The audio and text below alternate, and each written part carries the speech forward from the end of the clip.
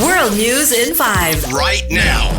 News and developments making headlines around the world in 5 minutes. World News in 5. Here on Radyo Pilipinas World Service.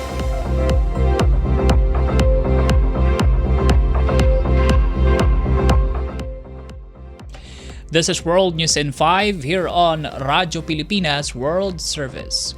United States President Joe Biden stressed the urgent need for Israel to reach the long-stalled ceasefire in Gaza and for the release of the remaining hostages.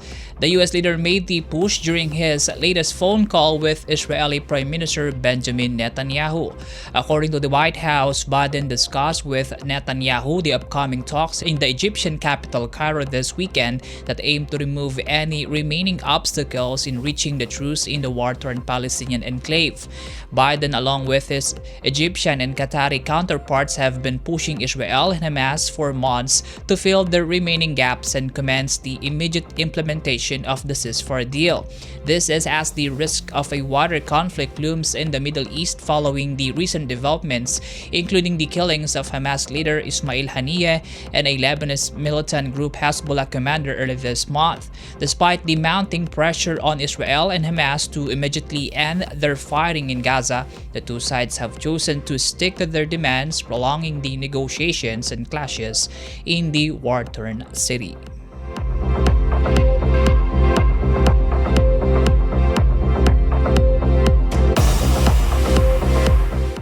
In our news, Paraguayan President Santiago Peña says he is open to having trade deals with China through the South American trade bloc Mercosur, despite his country's diplomatic relations with Taiwan.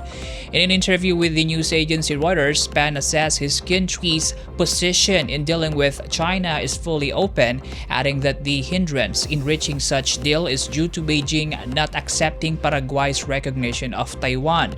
He also says that Asuncion is in favor of advancing trade agreements. The South American country is one of the remaining countries in the world that has diplomatic relations with Taiwan, an engagement that Beijing strongly objects due to its sovereignty claims over the self-governed island. Mercosur, also known as the Southern Common Market, is currently in talks with the European Union as well as with China in a bid to seal trade agreements that will allow the region's goods reach new markets.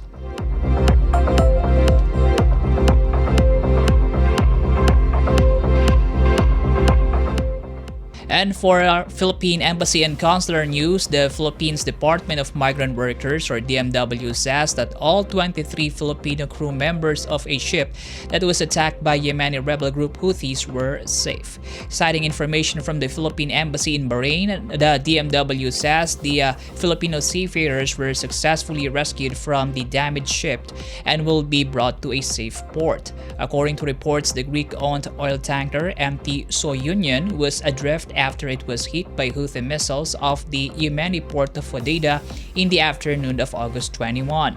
The crew members were rescued by the French Navy at around 2:10 p.m. Philippine time on Thursday, August 22. Following the successful rescue operation, the Philippine government, through its agencies, assures immediate repatriation of the Filipino seafarers. Upon arrival in the Philippines, the seafarers, together with their families, will receive psychosocial, financial, training, and reintegration support from the Philippine government.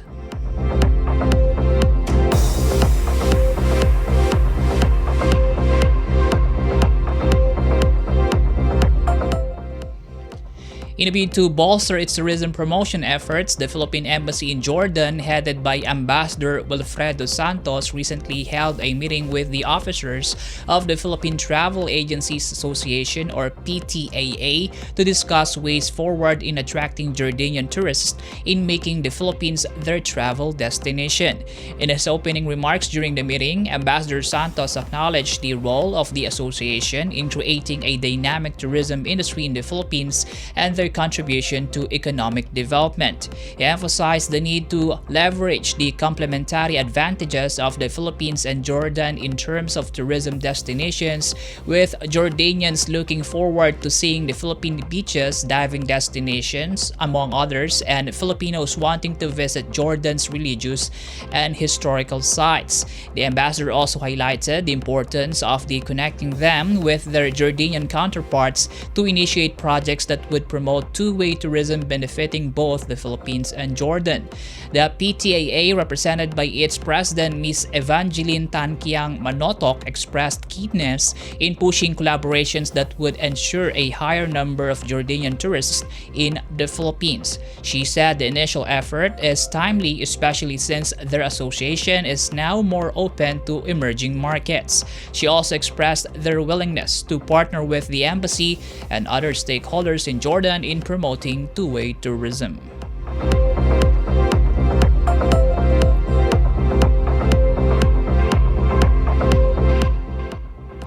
And that is for today's edition of World News in 5 here on Radyo Pilipinas World Service. This is Win Peñano. Good day. World News in 5. Right now. News and developments making headlines around the world in 5 minutes. World News in 5 here on Radyo Pilipinas World Service.